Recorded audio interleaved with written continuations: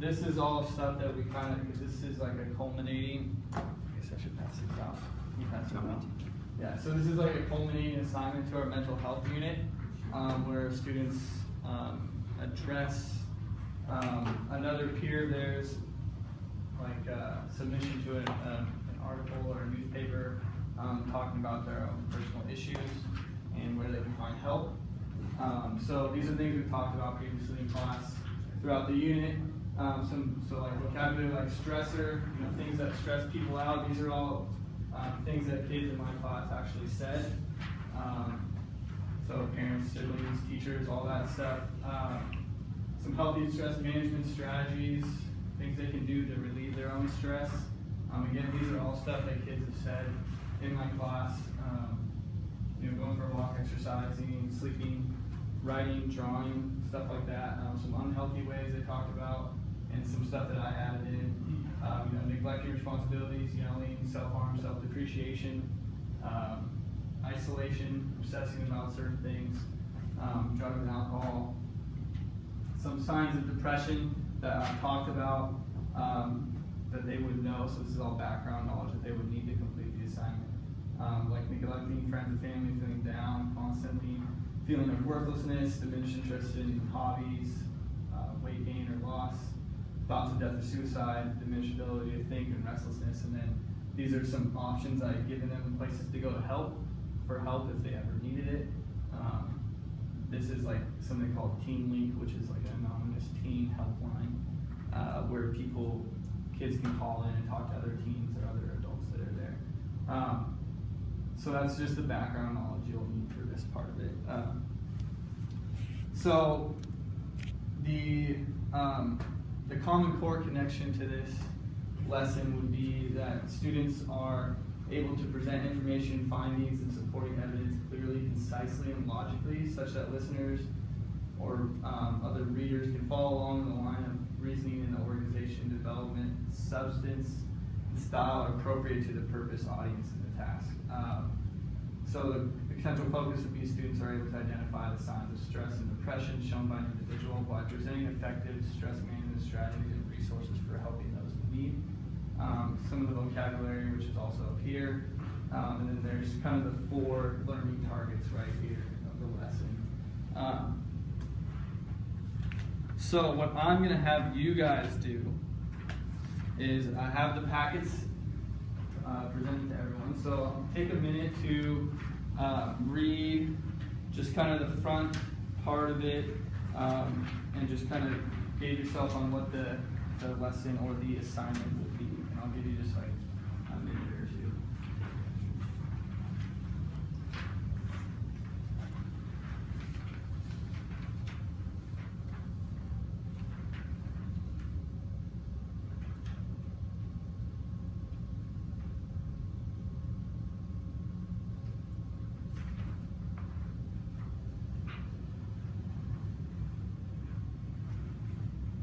And when you're done reading, you just need to read the front page.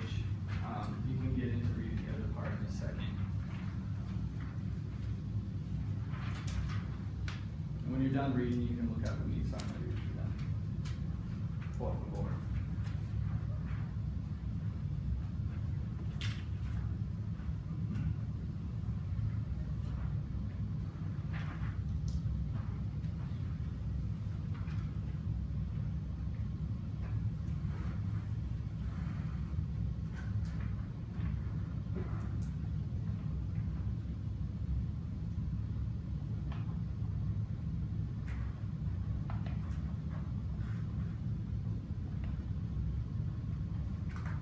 So, I'm not an English teacher, but I can help you out in some ways to,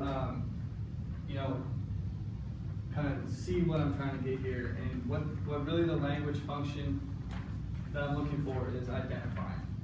It's stated here in the questions that you just read over, or the points to make and look for. So, identifying content would just look like, distinguishing the purpose behind why you're doing the writing. Why did the person write this? And then what's your action behind that? Determining what details you need to include, right? To effectively assess the situation. So what type of information are you looking for in the text? Okay, and then you need to locate and distinguish important details in the text so that you can form your own response. Okay, so what I want you guys to do is open up your packet, and I want you to read the letter that is given on the back, and you can undo the packet if you need to. And for the next, about 5 minutes, I want you guys to work through, and all we're going to do is identify. Okay, so the 4 things I want you guys to identify, and you can use the pre-write given. So numbers 1 and then 2 in the sections that just ask for you to list stress management strategies, 4 signs of depression, and then 4 resources that you believe are reliable. And I want you guys to list those in your stress and depressed pre-write sections here. So analyze, you can underline on the paper, on the text given in the letter. Try and distinguish a number of those things and write them down in the given box on the pre-write. And then after that, as a class, we're going to kind of brainstorm. So in case some people didn't necessarily find things or couldn't distinguish some stressors or some signs of depression, right? We can go over those so people can kind of get a context of what we're looking for in the text. So go ahead and list in those 4 boxes for the next couple minutes.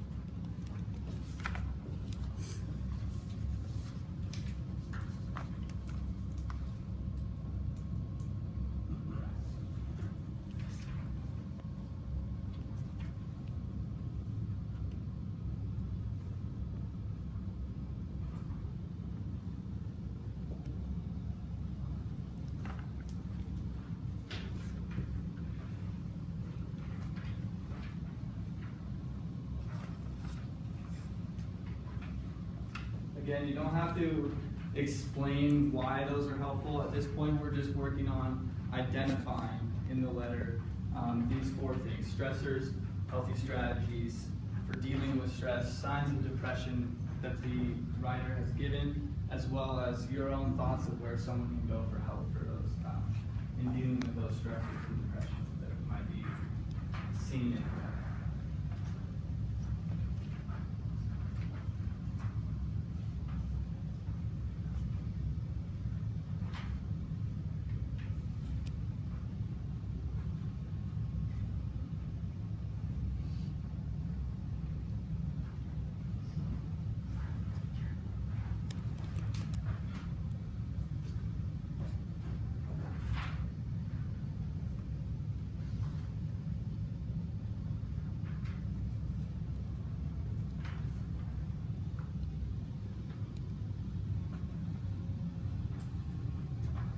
Okay, if you can't completely do it at this point, that's why we're going to brainstorm here at the end.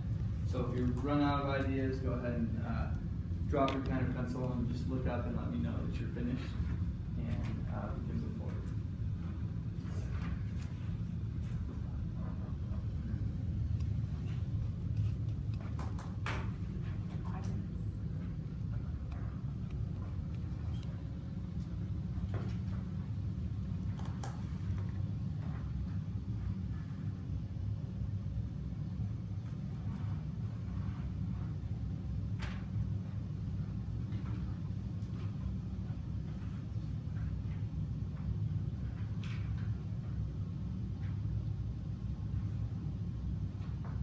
All right, so for the sake of time, we're gonna move on, right? So just raise your hand if you have an idea or something that you wanna contribute to the discussion. First, let's look for what are some stressors that you guys found within the letter written. Jeff? Divorce. Okay. Divorce, certainly. What else? Tara? School. School, what, anything particular about school? No, finals. Finals. Falling behind. Falling behind. Okay, good. Behind. Okay, let's try and get 4 at the very least. Anything else? 4, school.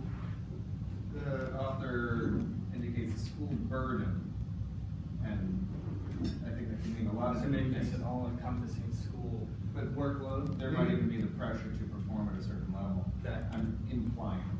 Performance. Maybe being tempted by friends to do drugs to solve the problem but not being sure about it. Peer pressure. Okay. It's a good way to start. Ashley, one more.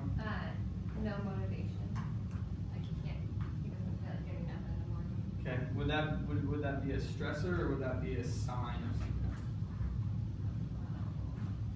What is the stressor? Would be something that physically causes you stress or emotionally causes you stress. Tara? Could we say guilt? I was gonna say guilt too. Like Guilt? they feel guilt about their parents' divorce. Yeah. Okay. So any strategies that we thought of that could help with stress? Dealing with this stress. Michael? Regular sleep schedule. Regular sleep. Counseling. Counseling. So talk to someone. What else? Dave? The author identifies preparing with a group to help with the schoolwork. So work with others in school. Exercise to boost in work. Exercise, good. Alright. Any signs of depression? Ashley said one. What was that you said earlier, Ashley? Lack of motivation. Motivation. Wanting to be alone. Alone. Concentration, like lack of ability, difficulty. Concentration. Anything else? Not eating. Not eating. Worthlessness. The ambiguous pain. Pain. And then, did any of you guys figure out any suggestions about where this person you might suggest them to go for some help? Someone said earlier counseling, I believe it was Lyda. So we could put that one up there, which is good. Trusted adult. Adults, Team link. Teen Link. Good. Anything else? Trusted friend. Friends, good. Because sometimes, as we know, and we've talked about that, oftentimes kids feeling like this, they don't want to talk to adults, right?